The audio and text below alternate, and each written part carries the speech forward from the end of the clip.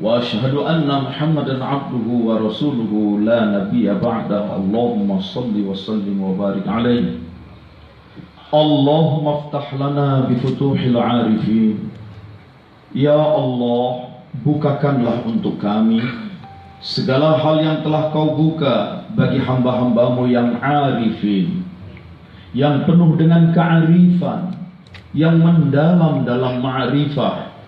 Mereka seperti para nabimu, para rasulmu, para ulama, para awliya.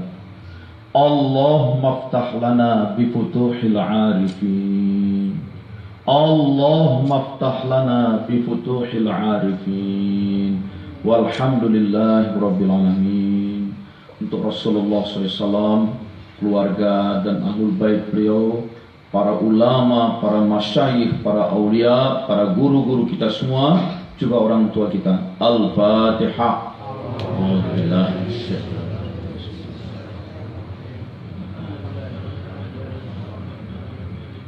Iya kan.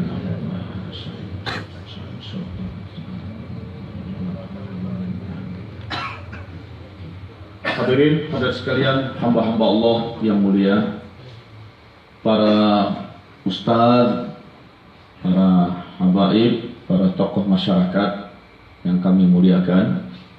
Mohon maaf tidak kami sebut satu persatu, semua kami muliakan. Juga seluruh pengikut Nabi Muhammad SAW yang kami cintai. Alhamdulillah, malam ini kita Allah izinkan berjumpa dalam acara apa, dialog ya malam ini ya, dialog. Nah, karena dialog, saya tanya dulu ini apa topik yang mau kita kaji bersama.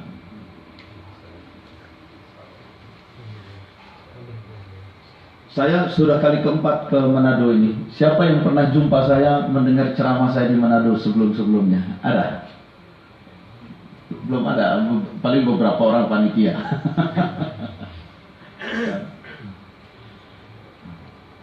Apa tajuknya, apa ini topiknya? Oh, dialog tasawuf. Memang banyak penggemar tasawuf di sini. Insya Allah. Apa itu tasawuf? Hah? Apa itu tasawuf? Bu, apa itu tasawuf? Berasal dari kata apa tasawuf? Ada yang katakan berasal dari suf. Suf itu bulu domba. Karena zaman dulu ada orang-orang yang senang berpakaian dari bulu domba yang kasar. Itu kelas sederhana. Jadi orang-orang yang hidup dalam kesederhanaan, hidup dalam qanaah. Ada yang mengartikan berasal dari kata sofiyun. Sofi itu jernih. Maka tasawuf itu bagaimana proses menjernihkan. Apa yang mau dijernihkan? Kolbu. Nah, karena itu mau tidak mau kalau bicara tentang tasawuf, saya harus bicara dulu tentang kolbu. Ya, kita lihat dulu. Bagaimana Allah mencipta kita. Kita beri saja judul mengenal diri, menggapai ilahi. Kenali dulu diri untuk mendekat kepada Allah. Kenali diri. Yang mana diri kita ini? Di dalam surat Al-Mu'minun, surat 23 ayat 12. Surat 23 ayat 12. Allah katakan, walaqad khalaqnal insana min sulalatin min tin. Sungguh kami cipta insan dari sulalah. Sulalah itu saripati. Sulalah itu inti, ekstrak. Tin, tanah. Kami cipta manusia dari saripati tanah. Tanahnya tanah jenis apa? Karena kita tahu ada jenis tanah liat, ada tanah gambut, ada tanah yang berpasir, ada tanah berkapur. Nah, dijelaskan dalam surat Ar-Rahman, khalaqal insana min salsalin. Kami cipta insan dari sol-sol, dari tanah liat. Jadi bukan dari tanah gambut. Tanahnya jenis tanah liat. Dan dari tanah liat itu pun diambil ekstraknya. Dari tanah liat itu diambil saripatinya. Jadi apa itu saripati tanah liat? Ekstraknya tanah liat itu apa? Yang membedakan tanah liat, tanah gambut, tanah berpasir, tanah berkapur, itu tanah yang banyak macam-macamnya. Apa yang membedakan tanah liat dari tanah jenis lain? Saya sudah lama diberitahu oleh para ahli di Institut Pertanian Bogor, karena mereka sudah meneliti macam-macam tanah itu. Mereka cairkan dengan air murni, aquades, dimasukkan ke dalam alat sentrifugal, diputar cepat, sehingga tanah itu terurai, molekul-molekulnya terurai. Nah, kemudian dengan pipet diteteskan, dilihat dengan mikroskop. Ternyata yang membedakan tanah liat dengan tanah-tanah jenis lain, di tanah liat itu paling banyak dijumpai unsur organik yang bernama karbon, hidrogen, oksigen, nitrogen. Yang belum lama meninggalkan bangku sekolah mesti pahamlah karbon, hidrogen, oksigen. Yang repot yang sudah terlalu lama meninggalkan bangku sekolah. Binatang apa lagi itu karbon, hidrogen, oksigen? Apalagi dulu pelajaran kimia pun bolos melulu lagi. Nah, dan ternyata memang tubuh manusia ini 96%, berarti cuma 4% yang bukan. 96% itu tersusun dari karbon, hidrogen, oksigen, nitrogen. Itu. Ya. Dicipta dari saripati tanah liat. Tetapi unsur-unsur organik ini tidak berdiri sendiri di dalam badan kita. Dia kemudian bercampur menjadi senyawa kimia, menjadi molekul-molekul yang disebut dengan karbohidrat, fat, lemak, ya, protein, dan nukleik asid. Dan kalau sudah membentuk senyawa karbohidrat, lemak, protein, nukleik asid, selangkah lagi saja dia akan menjadi sel. Sel darah, sel tulang, sel sumsum, sel kulit, sel rambut, sel saraf. Pada dasarnya semua sel itu kalau dibongkar, ya karbohidrat, lemak, protein, nukleik asid. Itu. Lalu kalau begitu apa yang membedakan sel dengan karbohidrat, lemak, protein, nukleik asid? Saya bulan Desember kemarin ke Rusia, ke Moskow, mengunjungi laboratorium biologi molekuler, bicara dengan profesor-profesor yang mendalami tentang stem cell, sel induk. Semua sel manusia, ya, itu kalau dibongkar, kalau diurai, isinya ya ini, karbohidrat, lemak, protein, nukleik asid. Apakah manusia mampu membuat karbohidrat, lemak, protein, nukleik asid? Bisa. Kita bisa dapatkan dari alam. Dari alam diambil, dipisah, karbon, hidrogen, oksigen, nitrogen, lalu lewat proses kimiawi, kita bisa menyusun ini, karbohidrat, lemak, protein, nukleik asid, bisa. Nah, kalau sudah bisa macam ini, apakah manusia mampu membuat sel? Itu yang sampai sekarang orang tidak mampu membuatnya. Allah. Nah, sebab kalau manusia sudah bisa membuat sel, maka para ahli itu akan bisa membuat. Nah, ini kabar baik buat ibu-ibu. Sel-sel kulit yang sudah menua ini bisa dikelupas, diganti dengan sel-sel yang baru. Nah, kenyataannya sampai sekarang belum bisa orang membuat sel. Maka orang terpaksa harus rajin operasi bedah plastik. Nah, yang paling terkenal itu Korea. Itu banyak orang pergi ke Korea, sampai sana klinik-klinik, wah dipasang hidung tambah mancung, ditambah tonjolan tulang pipi, ini tambah segala macam itu. Jadi kalau kita ke Korea, di airport, itu banyak orang-orang Indonesia yang mau pulang, itu banyak plester di sininya. Ada di sini plester di sini. Dia habis operasi bedah plastik itu. Ada yang lehernya sudah keriput. Dia sobek di sini. Set. Ditariklah itu kulit leher. Karpet kan kalau keriput ditarik kan? Tarik. Kencenglah itu keriputnya hilang. Lebihannya digunting, dibuang. Ini dijahit lagi. Kalau jalan melenggang dia begini kalau jalan. Supaya orang lihat, ayolah lihat leherku sudah tidak keriput lagi, sudah rata. Dan seumur 6 bulan keriput lagi, datang lagi, tarik lagi. 6 bulan keriput lagi, datang lagi klinik, tarik lagi. 10 kali tarik, pusarnya ketarik naik ke sini. Dia berdiri depan cermin, ini liontin mana yang aku pakai? Dia, oh bukan liontin, pusar sudah naik ke sini. Kalau ini bohong, bercanda-bercanda ya.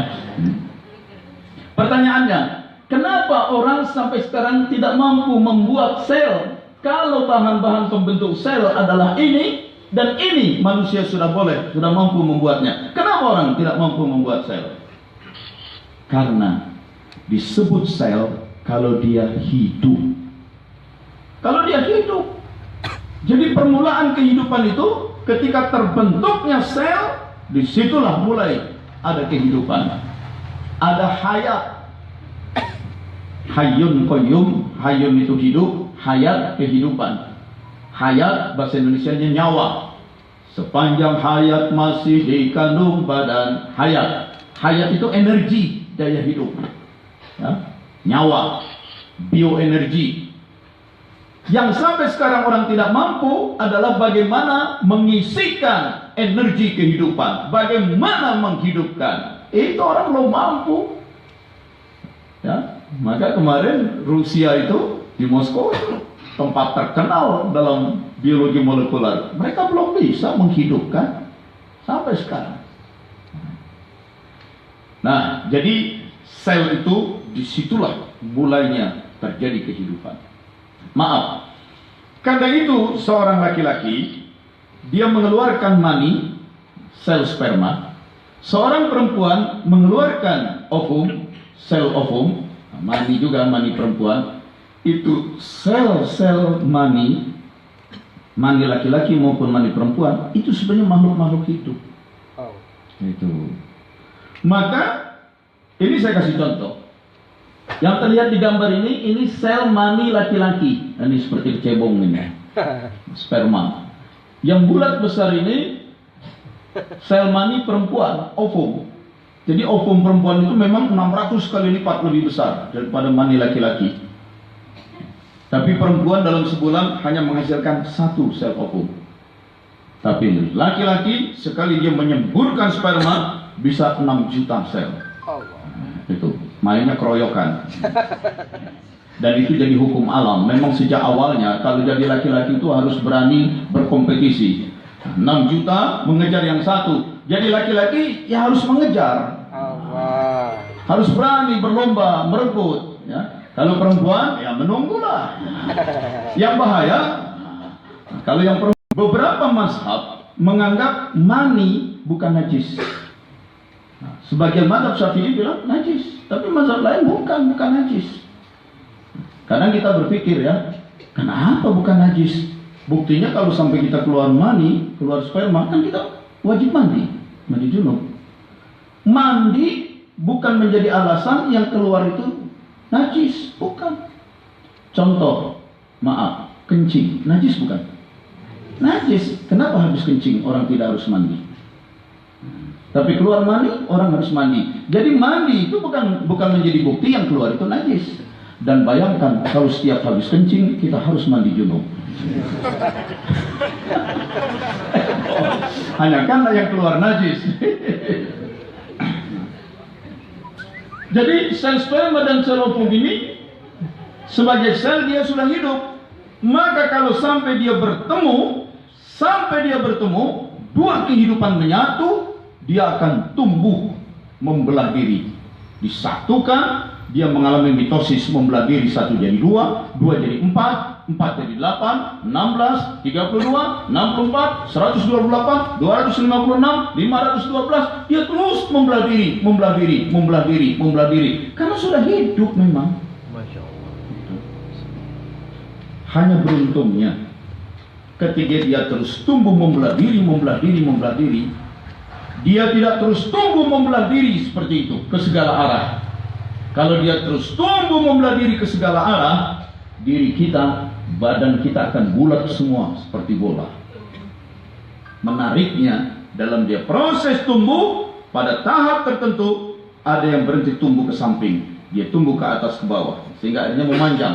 Nanti dalam proses membelah diri ada yang berbentuk berongga, dalamnya kosong, nah, seperti paru-paru kita, ya. Kemudian ada yang memanjang menjadi otot-otot, menjadi pembuluh darah, ya. Ada yang menjadi saraf. Jadi menarik, kita lihat videonya. Pecah jadi 2, 2 jadi 4, 4 jadi 8. Dia terus membelah diri, membelah diri, membelah diri. Tapi pada tahap tertentu dia mulai tumbuh mengikuti pola-pola kecenderungan tertentu. Tumbuh memanjang, ada yang menggelembung, ada yang menjadi jari tangan, ada yang menjadi otak, menjadi jantung, menjadi tulang punggung. Nah, inilah kita umur 41 hari. Allah. Nah, jadi 41 hari kita begini nih. Di dalam kantong, nah, di dalam air. Air ini air ketuban. Nah, kalau kita haus, jadi minumlah air itu. Nanti kalau kita kencing, keluar lagi dari situ. Nah, minum lagi. Gitu. Keluar lagi. Itu air ketuban. Di dalam balon kita. Itu, hidup di dalam balon.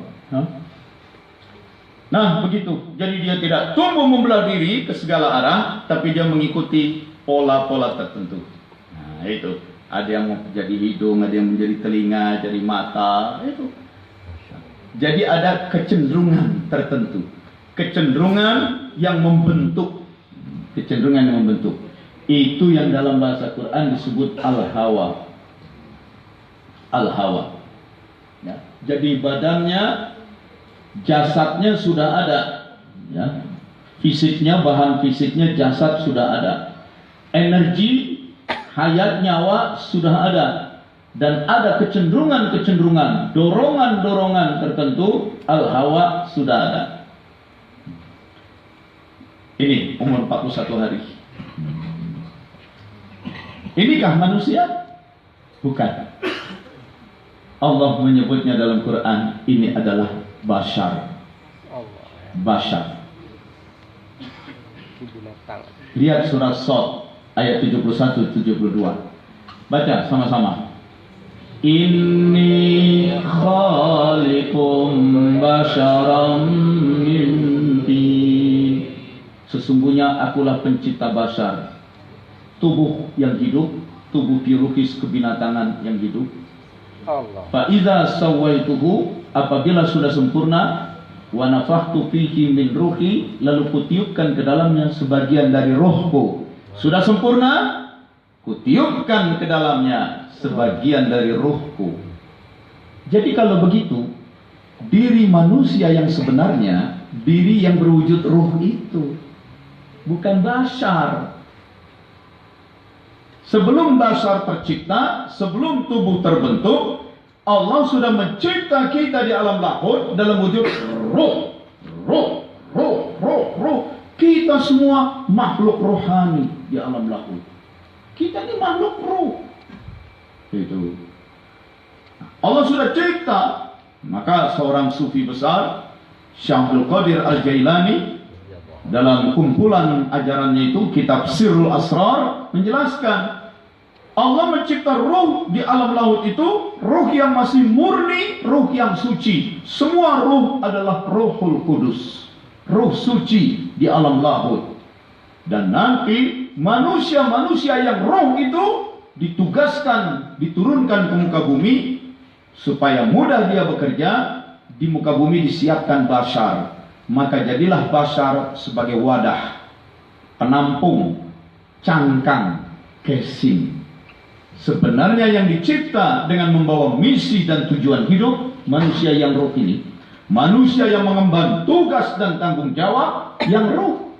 Manusia yang punya cita-cita Idealisme ruh hadir ke dalam bashar, bashar sebagai wadah, cangkang, dan alat. Lalu terlahir. Dan nanti makin lama, makin tua, tubuhnya, basharnya makin lemah, sakit-sakitan, lalu mati. Oh, apa itu mati, Pak? Kita harus bedakan dulu antara mati dan wafat. Dua-dua itu dari bahasa Arab. Mata, yamutu, maut. Mati, bahasa Arab. Wafat, bahasa Arab. Tapi ternyata tidak sama. Coba lihat surat Az-Zumar ayat 42. Baca. Allahu yatawaffal anfus hina mautiha. Allah yatawaffa. Allah akan mewafatkan. Allah akan mewafatkan anfus, jamak dari nafs. Nafs artinya diri, pribadi, individu. Ya. Ibda binafsik, mulailah dengan nafsmu, mulailah dengan dirimu. Maka banyak teman-teman keturunan Arab suka ngomong begini, yuk kita makan bareng di restoran, tapi bayarnya nafsi-nafsi. Ayo makan bareng di restoran, bayarnya nafsi-nafsi. Apa arti nafsi-nafsi? Sendiri-sendiri. Nah, jadi nafs itu diri, jamaknya anfus. Allah akan mewafatkan diri-diri manusia. Diri manusia itu yang mana? Diri manusia yang hakiki, yang ruh. Kapan diwafatkannya? Hina mautiha, di saat maut, di saat kematian. Allah akan mewafatkan di saat kematian. Artinya mati dulu baru diwafatkan. Allah akan mewafatkan di saat kematiannya. Mati dulu baru wafat. Apa itu mati?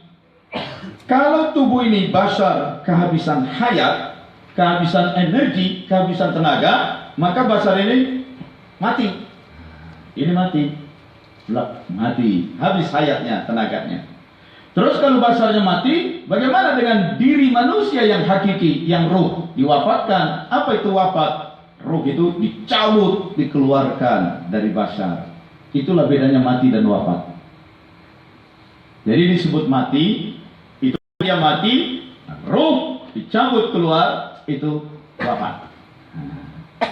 Dan semua tubuh, semua basar pasti mati. Kita semua badan kita pasti mati, terutama setelah pada pensiun. Makanya banyak kita lihat teman-teman tak lama setelah pensiun mati. Itu sebabnya pegawai-pegawai yang menjelang pensiun, bagi mereka yang akan pensiun, untuk mereka disiapkan program MPP, mati pelan-pelan.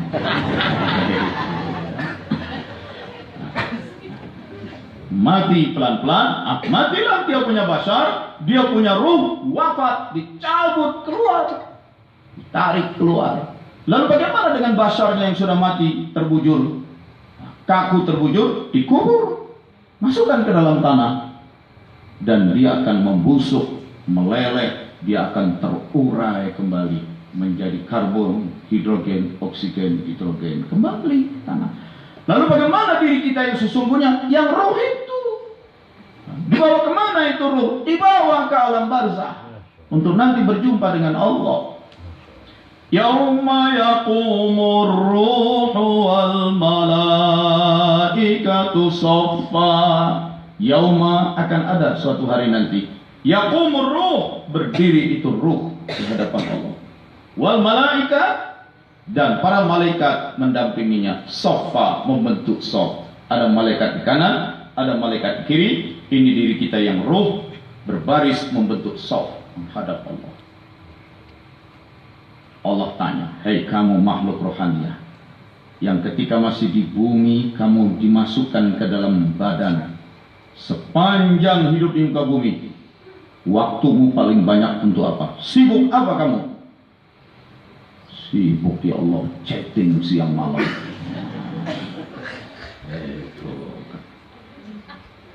Sibuk ya Allah, mengabdi negara, jadi PNS 30 tahun. Oh, kau PNS rupanya. Suka bikin SPJ fiktif nggak? Kaget itu loh. Ternyata urusan SPJ fiktif tidak selesai sampai di tingkat inspektorat. Tetap bakal terbawa sampai ke akhirat nanti. Hati-hati. Itu. Yauma, dan pada saat ruh itu nanti menghadap Allah, la yanfa'u malun wala banun. Tidak ada manfaat harta maupun keturunan. Harta benda yang ditimbun-timbun tidak terbawa. Anak keturunan yang kita bangga-banggakan, kita dipanggil menghadap Allah, anak tak mau ikut. Illa man atallah, kecuali itu ruh yang menghadap Allah biqalbin salim, membawa kolbu saja yang salim. Badan hancur sudah. Itu. Nah, saudara sekalian, jadi pahamilah, diri kita yang hakiki itu sebenarnya adalah diri yang rohaniah, bukan badan ini. Itu. Maka kenapa kalau kita baca kitab tasawuf Sirrul Asrar, kumpulan ajaran Tuan Syekh Abdul Qadir Jailani, itu ada 12 pasal. Nah, pasal pertama yang dibahas tentang ini dulu. Berangkat dari surat Al-Insan ayat 1. Hal ata 'alal insan hinum minad dahr lam yakun syai'an madhkura. Bukankah telah datang atas insan suatu masa dari waktu dulu yang pada masa itu insan belum menjadi sesuatu yang bisa disebut, belum menjadi sesuatu yang bisa dikenal. Apa maksudnya? Itu insan yang baru dalam wujud ruh, di alam lahut, di alam arwah. Jadi manusia itu ruh. Nah, belajar tasawuf ini nomor 1. Geser pemahaman dari memahami diri manusia adalah tubuh, badan, no, dirimu yang hakiki, ruh. Sebab kalau ini belum diberesi, lalu belajar tarekat, belajar tasawuf. Zikir yuk zikir. Untuk apa zikir? Supaya badan kita nggak mempan dibacok, nggak mempan ditembak. Maka bertarekat, berzikir, cari sakti. Untuk kepentingan basar, badan, bukan kepentingan ruh. Yuk zikir, yuk tarekat. Untuk apa? Supaya SK kenaikan pangkat cepat turun. Urusan basar, materi, keduniawian. Allah. Yuk zikir. Supaya apa? Supaya awet muda, tetap disayang suami. Kepentingan basar. Karena terpaku masih pada basar. Maka jangan heran banyak orang yang belajar tarekat kemudian kecewa. Sudah rajin zikir, tetap tua juga. Kecewa dia akhirnya, malas pula dia berzikir. Sudah rajin berzikir, tagihan tetap macet, hutang tetap numpuk. Ya memang gak dibayar. Tetaplah hutang ada. Nah, jadi itu terpaku pada fisik, pada badan. Itu geser. Manusia itu roh. Maka tasawuf tujuan utamanya pada kerohanian, bukan pada badan. Itu banyak orang zikir-zikir arahnya ke badan, tanpa sadar dia sudah menjadi orang yang materialistik, mementingkan materi, mementingkan benda, mementingkan badan, mementingkan dunia. Dia sudah materialistik dan sekuler. Kalaupun dia berzikir, zikir yang dimanfaatkan untuk badan, zikir yang dimanfaatkan untuk kepentingan materi, harta benda, zikir yang dimanfaatkan untuk kepentingan dunia, zikir, doa. Dengan makin rajinnya dia berdoa, sebenarnya dia bukan sedang membersihkan diri mengharap ridha Allah. Banyaknya ibadah dan doa yang dia lakukan dalam rangka dia memaksakan kehendaknya kepada Allah.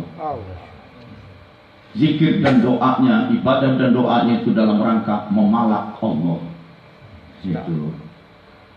Ya. Oke. Jadi kita itu roh di alam arwah, di alam lahut. Dimasukkan ke dalam rahim, berjumpa basar yang masih berupa janin. Lalu menyatu, terlahir ke alam dunia. Sekarang sedang di dunia. Nanti basarnya mati. Basar yang mati, badan mati, dikubur di bumi. Ruh yang wafat, dibawa ke alam akhirat. Alam akhirat yang mana? Alam akhirat, tapi yang permulaannya itu disebut alam barzah.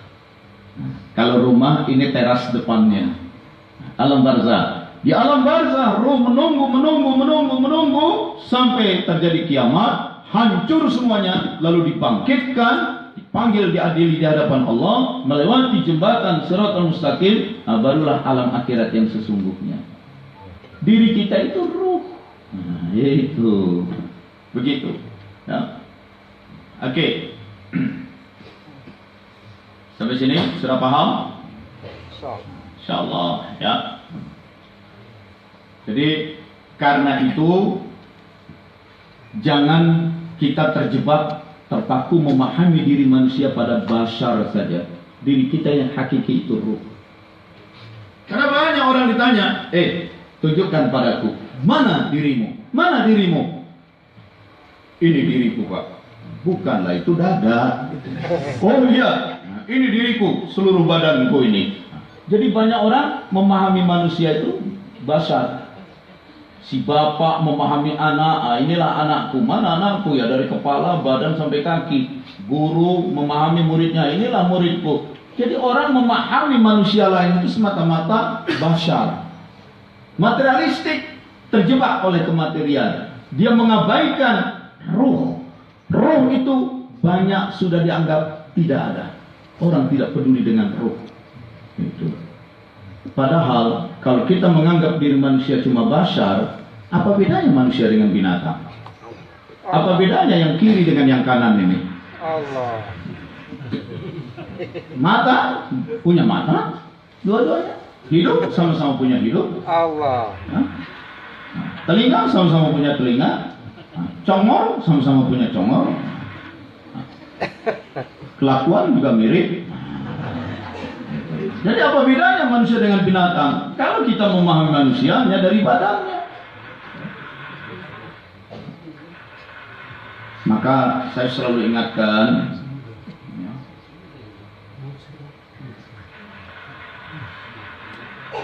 kaum pria yang punya bulu dada lebat, bulu lengan, bulu kaki lebat, jangan merasa jantan dulu. Sebenarnya bulu-bulu badan lebat itu bukan tanda kejantanan.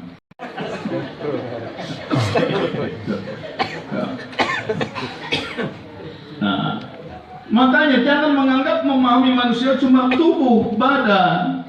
Ini Allah ingatkan. Nah, dalam kitab surah Asra ayat ini yang pertama dibahas. Bukankah telah datang atas manusia suatu masa, aku akan menjadikan di bumi ini ada khalifah, ada wakil Allah. Siapa yang disiapkan jadi wakil Allah? Manusia. Manusia itu masih ruh, tidak apa-apa, turunkan dia. Manusia rohaniah yang pertama diturunkan ke bumi adalah Adam alaihissalam. Tapi sebelum Adam yang ruh diturunkan ke bumi, Allah turunkan lebih dulu Jibril ke muka bumi, dan Jibril mengambil tanah. Dari tanah itu dibentuklah tubuh bashar, lalu Adam yang ruh ditiupkan masuk ke dalam bashar. Jadilah Adam manusia pertama hadir di muka bumi sebagai bashar. Lalu dicipta bashar kedua, badan kedua, diambil lagi ruh yang lain, ditiupkan lagi, jadilah Hawa. Maka Adam dan Hawa sepasang suami istri yang pertama hadir di muka bumi. Dan apa yang menarik dari kisah Adam dan Hawa? Mereka adalah pasangan suami istri yang paling ideal. Sepanjang hidup rumah tangga, mereka tidak pernah ribut dengan mertua dan adik ipar. Itu pasangan suami istri yang nggak pernah konflik dengan mertua dan adik ipar. Jadi malaikat disuruh turun lebih dulu. Itu dijelaskan dalam hadis-hadis, dalam kitab-kitab tafsir, jelaskan itu. Dari tanah bumi ini malaikat siapkan bashar, dan kemudian setelah sempurna bashar, barulah ruh yang sebenarnya sudah dicipta, manusia-manusia rohaniah yang sebenarnya sudah dicipta di alam lahut, diturunkan, ditiupkan masuk ke dalam bashar. Itu. Dan nanti bashar yang makin tua mati, ruh wafat, dibawa menghadap Allah. Saya tanya, Bapak Ibu mau mati nggak? Masih ragu ya. Saya tanya lagi, Bapak Ibu mau masuk surga nggak? Wow. Bagaimana mungkin masuk surga kalau nggak mati? Biarkan mati, mati itu basyar. Ruh itu wafat. Itu. Kenapa banyak orang takut mati? Karena orang tanpa sadar dia sudah terjebak memahami dirinya adalah tubuhnya. Maka dia menjadi takut mati. Itulah tanda orang ini sudah materialistik. Sudah terpaku pada basyarnya badannya, terpaku pada benda, pada kematerian, tanpa sadar dia menganggap dirinya materi, benda, badan, dan dia tahu kalau mati badan ini akan dikubur, busuk, badan ini akan hancur, berarti kematian adalah kehancuran. Maka dia takut mati. Berarti kematian adalah akhir segala-galanya, maka dia takut mati. Nah, dengan mati maka musnah, maka dia takut mati karena dia tanpa sadar materialistik. Tapi bagi orang yang Allah, kenapa kalian tak berharap untuk berjumpa Allah? Allah. Kalian tidak rindu Allah, kalian tidak mahabbah kepada Allah, kalian terpaku pada basar, tubuh, materi, terpaku pada dunia. Liman kana yarjullah wal yawmal akhir, dan dia berharap dengan kehidupan akhirat. Kenapa kehidupan akhirat yang diharap? Karena kehidupan akhirat itulah kehidupan yang sesungguhnya, kehidupan yang hakiki, kehidupan yang sejati, kehidupan yang abadi. Maka dia yarju, roja kepada yaumal akhir. Kenapa kalian takut mati? Karena kalian lebih berharap hidup dunia yang selama-lamanya. Kalian hubbud dunia. Kalian takut dengan mati. Kalian menghindar mati. Padahal dengan mati itu kamu akan berjumpa Allah dan kamu akan masuk pada kehidupan yang hakiki.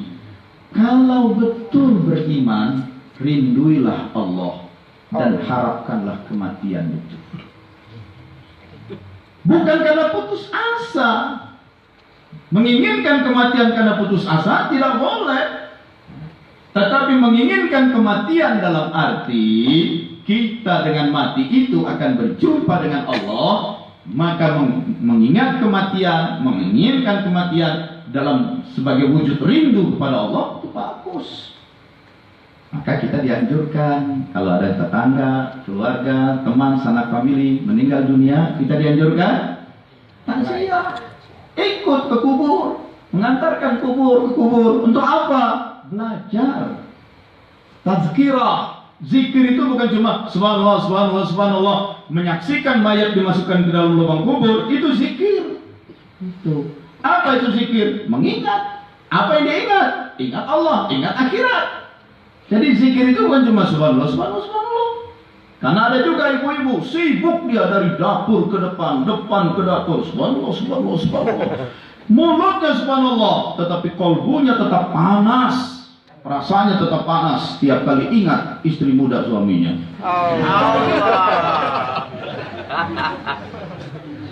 Keluar juga urusan macam itu, Bu, ya. Karena urusan yang satu itu memang paling berat buat ibu-ibu. Madu Sumbawa manis, madu arak gurih. Madu yang satu itu racun. Memang udah pernah mengalami.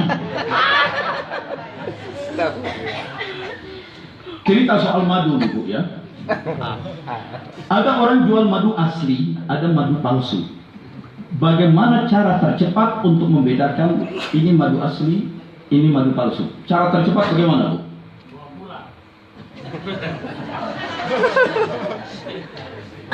Kalau kita mau tahu ini madu asli atau madu palsu, campurkan itu madu dengan yang tua. Kalau dia berkelahi, apa? Nah, itu asli lah itu madu.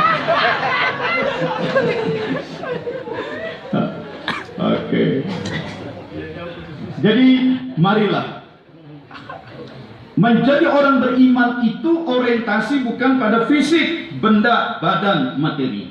Menjadi orang beriman itu orientasi cita-cita arah kehidupan bukan pada dunia ini. Ini semua hanya sementara. Menjadi orang beriman itu betul-betul yarjullah wal yaumal akhir. Supaya betul-betul yarjullah, supaya betul-betul yarju al-yawmal akhir, wa dzakarallaha katsiran. Itu ayatnya. Laqad kana lakum fi Rasulillahi uswatun hasanah. Sungguh pada diri Rasulullah ada teladan, ada contoh-contoh yang baik. Bagi siapa? Liman kana yarjullah, bagi mereka yang mengharapkan Allah, berjumpa Allah, wal yaumal akhir, mengharapkan akhirat, wa dzakarallaha katsira, dan selalu mengingat Allah. Barulah keberadaan Rasulullah itu menjadi uswah. Itu menjadi teladan. Kalau tidak ada kerinduan kepada Allah, tidak ada perspektif terhadap akhirat, Rasulullah tidak ada manfaatnya. Allah. Itu.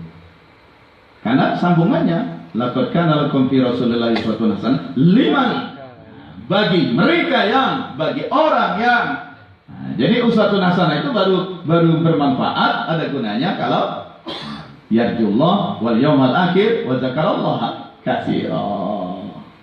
Allahumma shalli ala sayyidina Muhammad wa ala alihi wasallam. Gitu.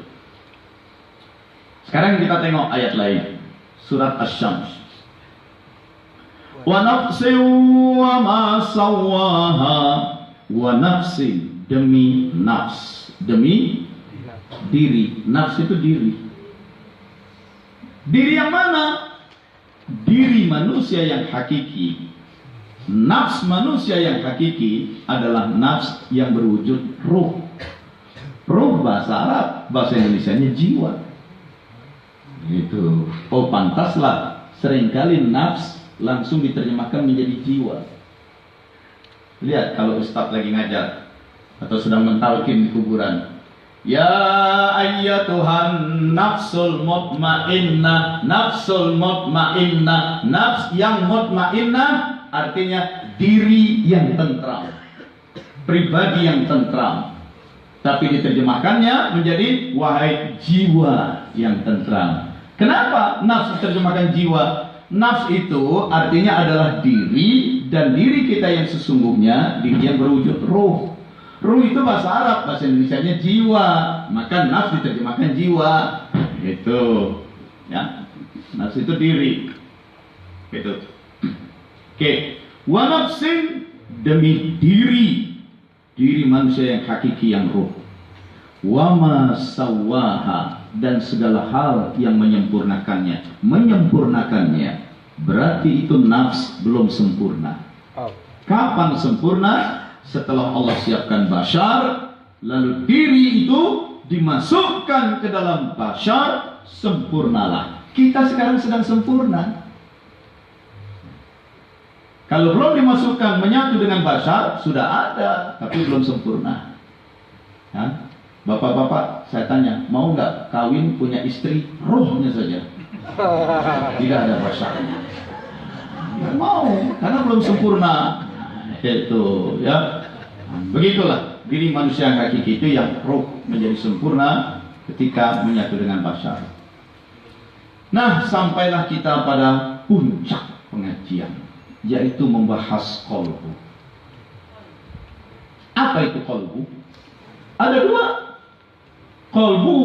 Qalbunya bashar dan qalbunya ruh. Qalbu bashar menyatu dengan qalbu ruh.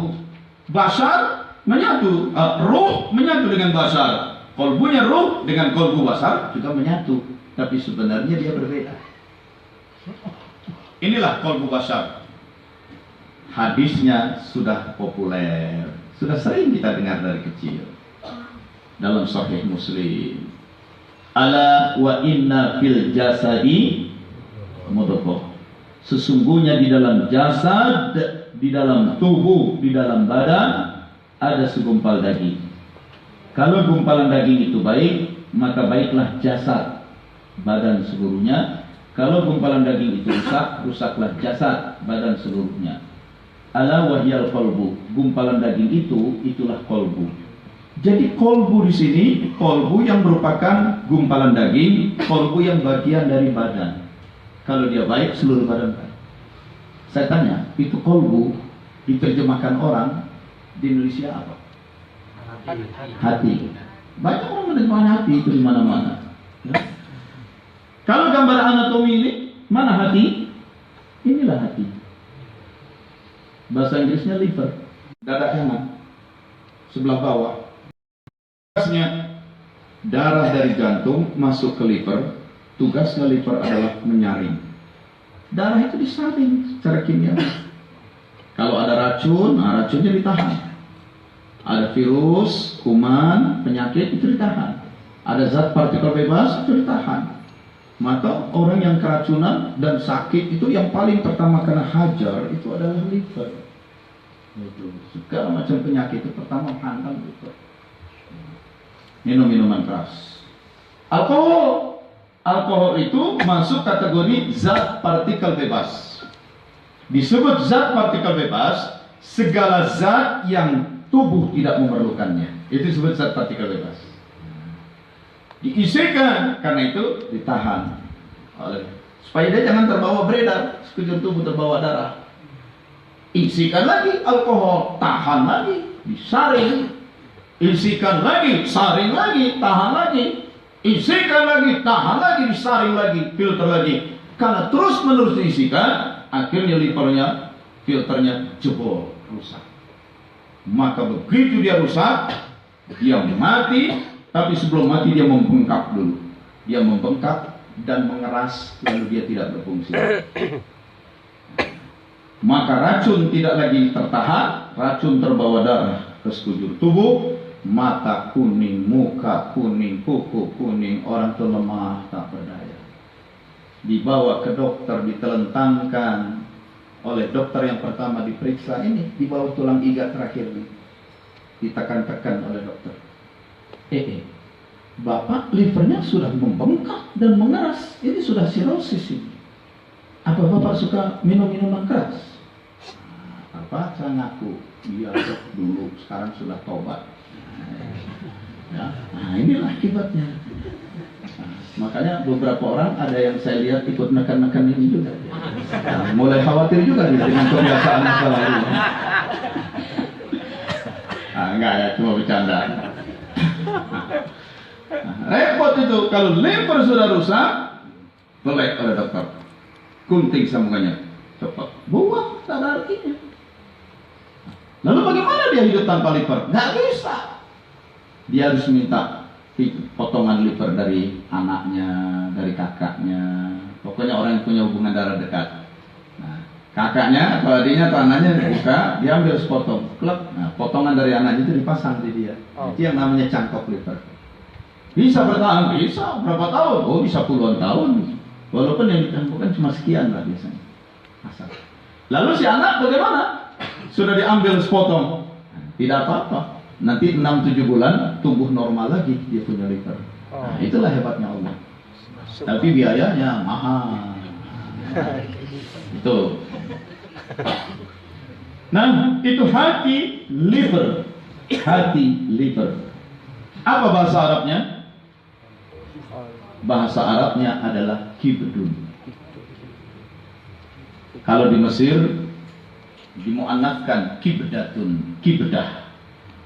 Kalau banyak keturunan Arab Yaman di Indonesia menyebutnya kabid. Ya, itu kabid. Saya beli kambing di pasar Tanah Abang di Jakarta untuk akikah anak waktu itu. Saya bayar, saya sembelih. Setelah itu saya serahkan pada yang jual untuk mengelupas kulit dan potong-potong daging. Oh, ini kabitnya, saya mikir kabit. Di kantor saya kepala bidang. Ini kabitnya, kabit kaf ba dal. Kibet, kibdun. Iya, kabitnya jadi satu sama daging. Ya, jadi kabit, kibdun, kibdah itu sama. Itulah hati, bukan kolbu. Kolbu itu di Arab sana jantung. Sampai sekarang orang di Indonesia ini keliru memahaminya. Ya? Jadi jangan disangka apa-apa yang sudah populer dipahami turun-temurun, itu pasti benar. Belum tentu. Buktinya kolbu itu sebuah kesalahan fatal. Selama ini kita keliru memahaminya.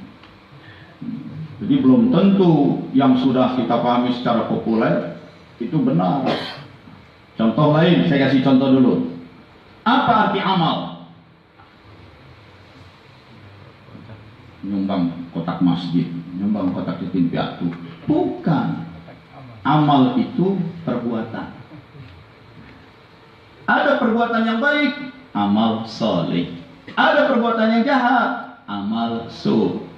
Terus kalau uang yang kita sumbangkan ke kotak masjid, itu apa namanya? Amal, bukan. Itu namanya sedekah. Jadi beda. Dan ada sedekah yang bagus. Harta yang disumbangkan dijadikan jembatan, dijadikan sekolah, dijadikan masjid. Kita pemberi sedekahnya sudah mati. Tapi sedekah kita masih terus bergulir memberikan manfaat. Bergulir, berputar. Bahasa Arabnya jariyah. Maka sedekah jariyah. Hadisnya, idza mata ibnu Adam inqata'a amaluhu illa min salasin. Jika mati satu keturunan Adam, terputuslah perbuatannya kecuali 3 hal. Apa 3 hal itu? Hadis mengatakan sedekatin jariyah. Sedekah jariyah, amal yang soleh. Mohon maaf lahir dan batin. Min dari bagian dari aidin, orang-orang yang kembali ke jalan Allah. Faizin, sukses, beruntung. Digembleng 1 bulan Ramadan, ibadah siang malam. Selesai, diberi selamat. Minal aidin wal faizin. Semoga kamu bagian dari orang-orang yang kembali ke jalan Allah dan beruntung. Minal aidin wal faizin. Semoga Anda termasuk orang yang kembali ke jalan Allah dan beruntung. Itu artinya. Tapi di Indonesia apa artinya minal aidin wal faizin? Mohon maaf ya, dari mana itu artinya? Kalau sudah bulan Syawal dari rakyat sampai pejabat, minal aidin wal faizin, mohon maaf lahir dan batin.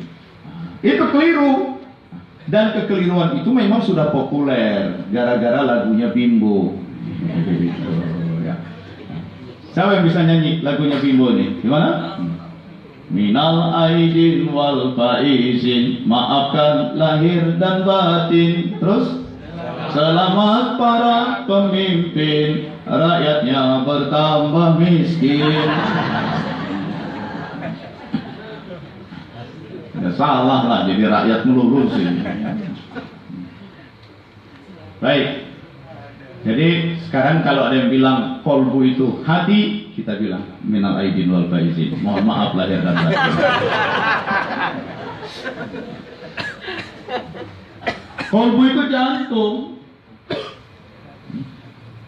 Saya sering ke Arab, jumpa anak sekolah. Di mana kalian sekolah? Sanawiyah.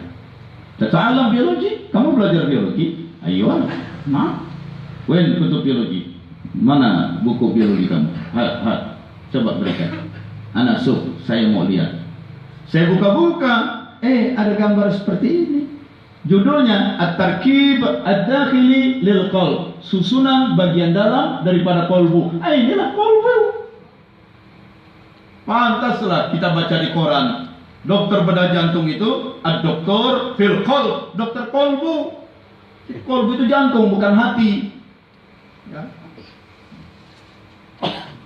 Itu hati. Nah, inilah hati. Tuh di dada kanan sebelah bawah. Nah, bentuknya macam ini. Al-fasul aiman dul kibr. Ini hati bagian kanan. Nah, ini bagian kirinya. Itu. Ada orang kecelakaan, mungkin berkelahi, kena tikam dia, blus, tertusuk, tembus masuk ke dalam kolbu, ke dalam jantung, sehingga jantungnya robek. Dibawa ke dokter, dibedah oleh dokter, dipengkek, bahasa Betawi robek. Mana yang kena tikam? Ini bekas potongan tadi. Nah, yang robek di sini, kena tusuk. Nanti kalau dibentangkan, ditarik, kelihatan lubang hitam. Ini. Itu ada bocor hitam. Oh, di sini bocornya. Terus kalau sudah ketahuan bocor, diapain? Ditisik, dijahit kiri kanan, disambungkan lagi. Kenapa dijahit?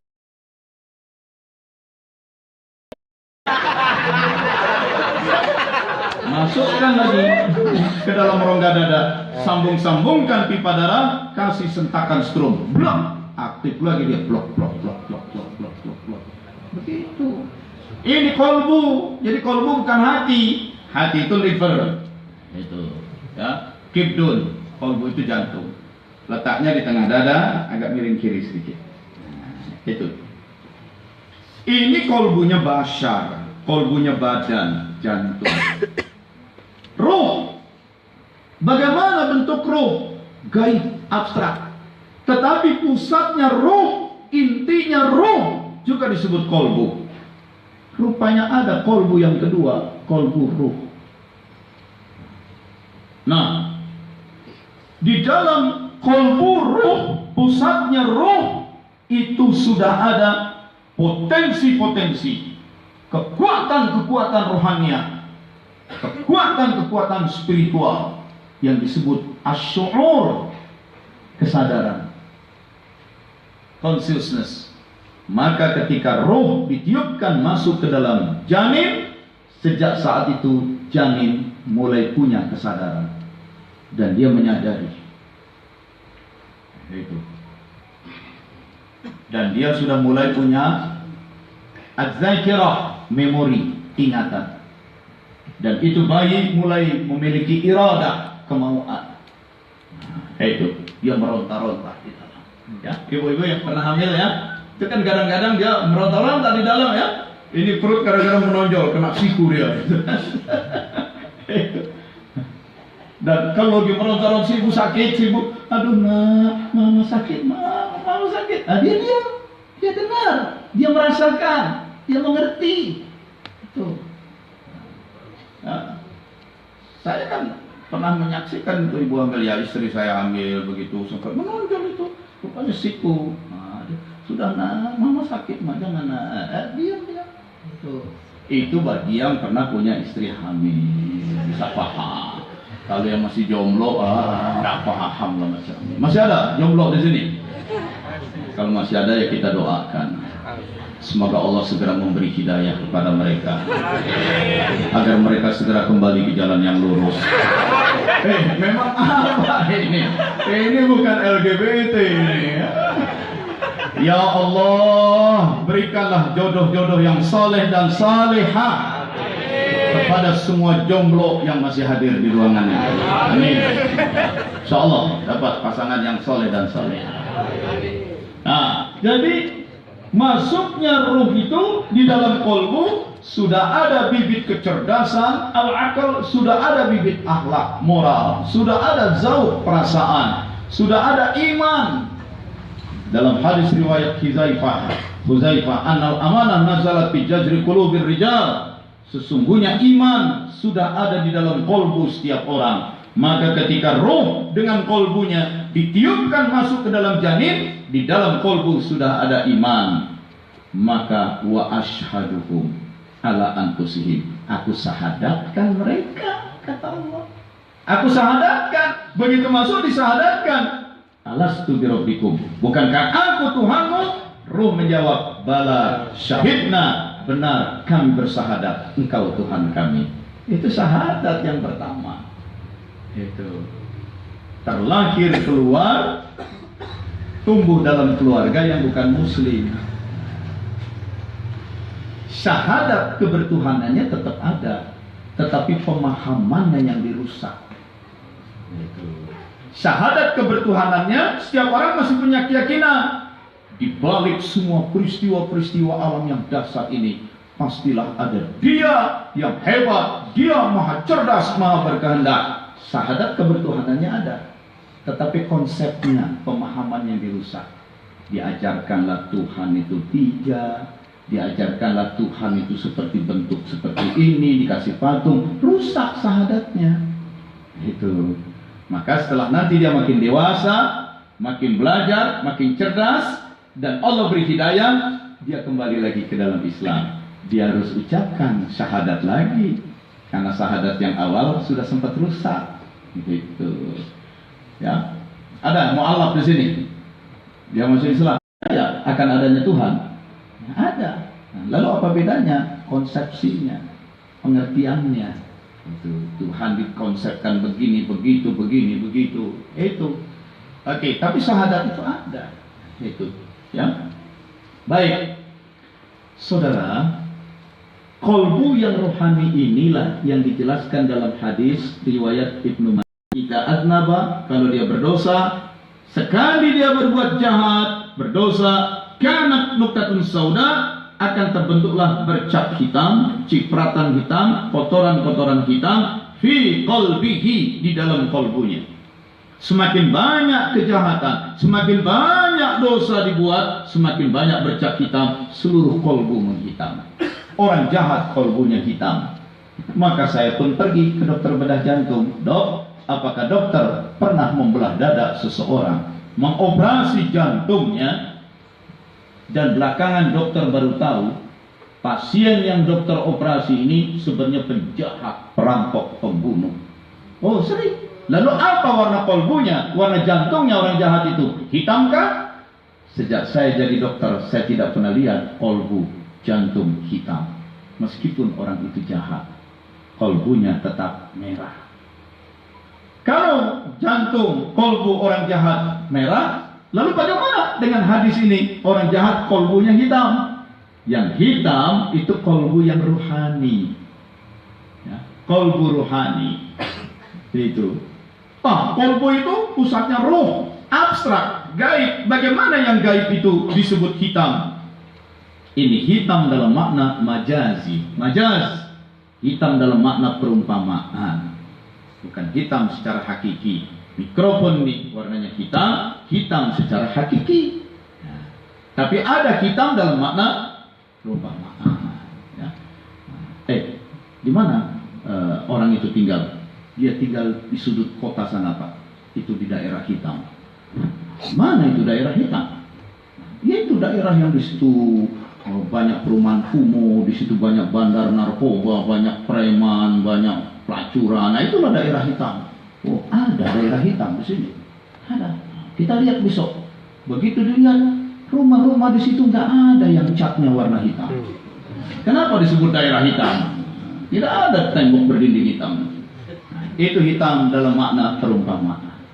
Seperti sebagian bapak-bapak di sini bisa kita katakan, inilah orang-orang yang sudah mulai meninggalkan kehidupan hitamnya. Kenapa? Rambutnya udah putih. Orang-orang yang sudah meninggalkan masa-masa hitamnya, rambut udah mulai putih. Perumpamaan. Nah, kolbu yang hitam karena banyaknya dosa, itu kolbu ruhani, pusatnya ruh. Yang dalam Quran disebut juga lub. Tapi lub dalam bentuk jamak, albab. Kalau diberi alif lam ma'rifah, albab menjadi al-albab. Muncullah istilah ulil albab. Inna fi khalqis samawati wal ard wa ikhtilafil laili wan nahar la ayatin li ulil albab. Bagi mereka yang memiliki albab, memiliki inti. Apa intinya? Inti daripada manusia itu kolbu. Itu.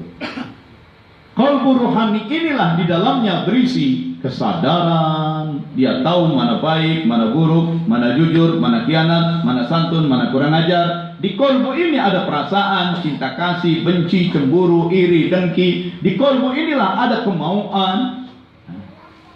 Sekarang punggung udah mulai pegal kan?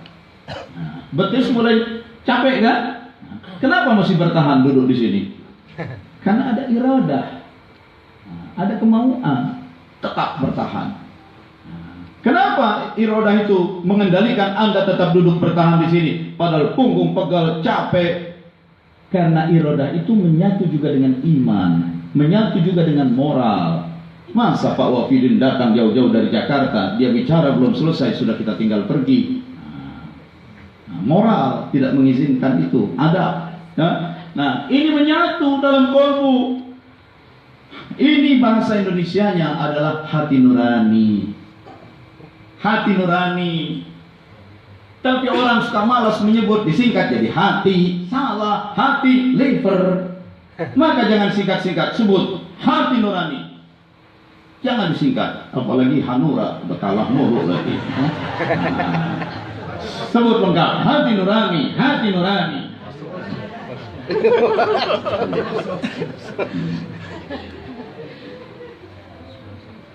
Orang Jawa kasih uang.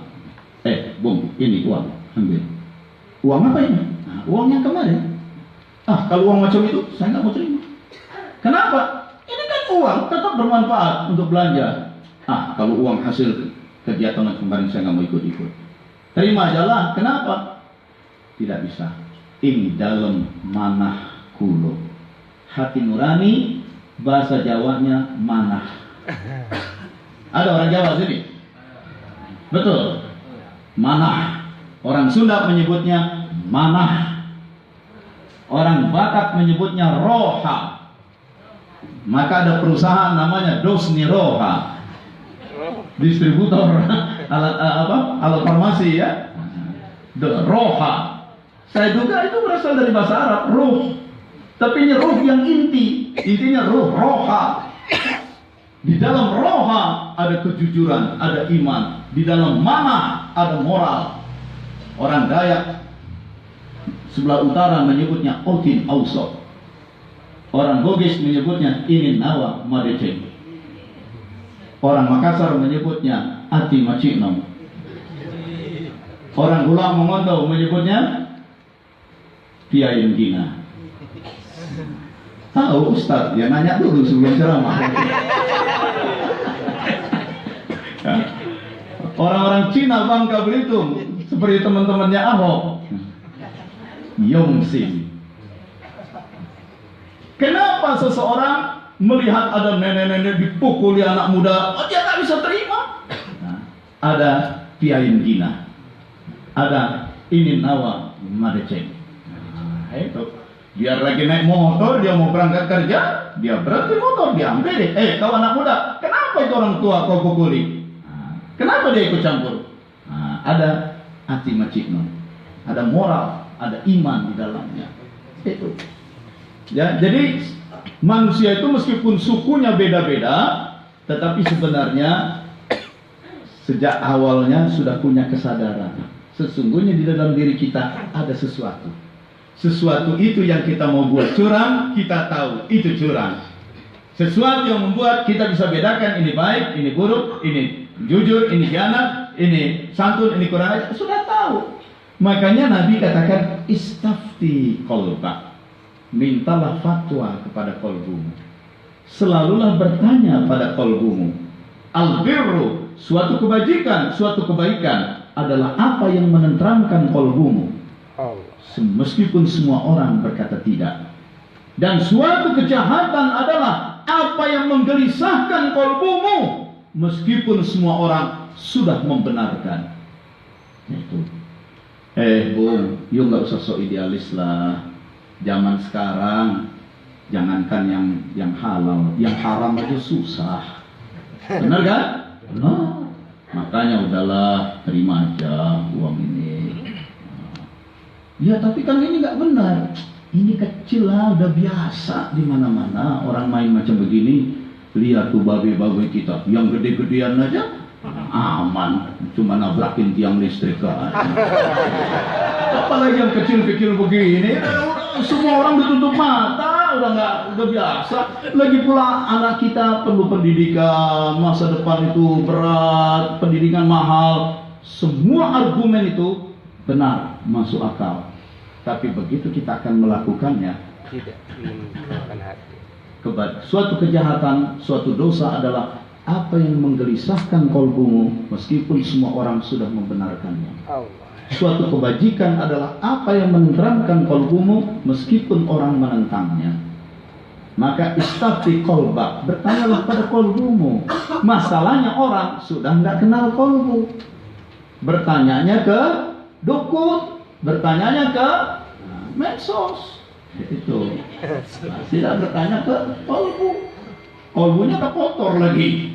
Ditanya ke kolbu, iya juga kolbu bilang. Di dalamnya sudah ada tomak, serakah, sudah ada fasik, keberpihakan pada kejahatan, sudah ada munafik, sudah ada takabur. Waduh, berat. Oke. Orang Inggris menyebutnya hawk. Ya.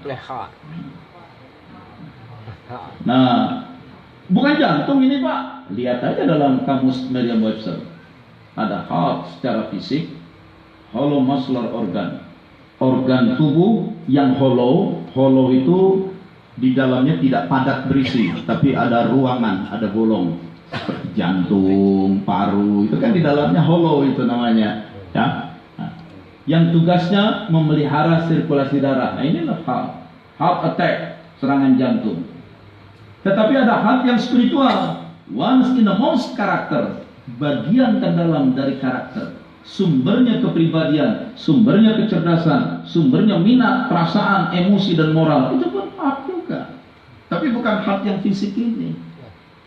Ketika seorang kekasih berkata pada kekasihnya, "You are always in my heart," kau selalu berada di dalam hati. Hati liper di kanan. Kau selalu berada di dalam jantung. Ya mana ada pacarmu di jantung? Nggak ada. Ini heart di sini, heart yang rohani. Kau selalu berada di dalam manahku. Kau selalu berada di dalam piain hina. Kau selalu berada di dalam perasaan dan pikiran. Oh, pikiran di sini? Iya, bukan di otak. Itu ya. Akal itu di kolbu. Mana dalil? Lihat surat Al-Hajj, surat 22 ayat 46. Lahum qulubun ya'qiluna biha. Manusia itu memiliki kolbu, dan dengan kolbunya mereka ya'qilun, mereka berpikir, ya, mereka mengakal, itu dengan kolbu itu. Nah ini saya ambil dari Bible dulu, kitab suci orang Kristen. Job itu Ayub. It is the spirit in a man. Adalah spirit, adalah ruh. Spirit itu ruh yang ada pada seseorang, yang ditiupkan oleh Yang Maha Kuasa, yang membuat dia mengerti. Jadi kemengertian, kefahaman itu adanya di kolbu, bukan di otak. Spirit itu kan ruh, pusatnya ruh itu kolbu. Disitulah ayat Quran, banyak jin dan manusia akan masuk neraka. Lahum qulubun, qulub jamak dari kolbu. Karena banyak jin dan manusia memiliki kolbu, la yafqahuna biha. Yafqahun berasal dari kata faqaha. Faqaha memahami. Fiqhun, fikih, pemahaman. Itu. Yafqahun memahami. Jin dan manusia masuk neraka, mereka punya kolbu tapi tidak mereka gunakan untuk memahami. Menurut Bible, dengan ruhlah orang jadi paham. Kepahaman itu di kolbu, di ruh. Ara'aitum, dapatkah kamu mera'yu? Ra'yu itu apa? Ra'yu itu rasio. Apa bisa jalan ra'yumu? Apa bisa jalan rasiomu? Kalau Allah menutup kolbu kalian, kolbu ditutup, rasio nggak jalan. Dan ini yang paling tegas. Lahum qulubun ya'qiluna biha. Manusia memiliki kolbu, dengan kolbunya ya'qilun, mengakal. Jadi akal itu nama proses, nama fungsi, tapi terjadinya di dalam kolbu.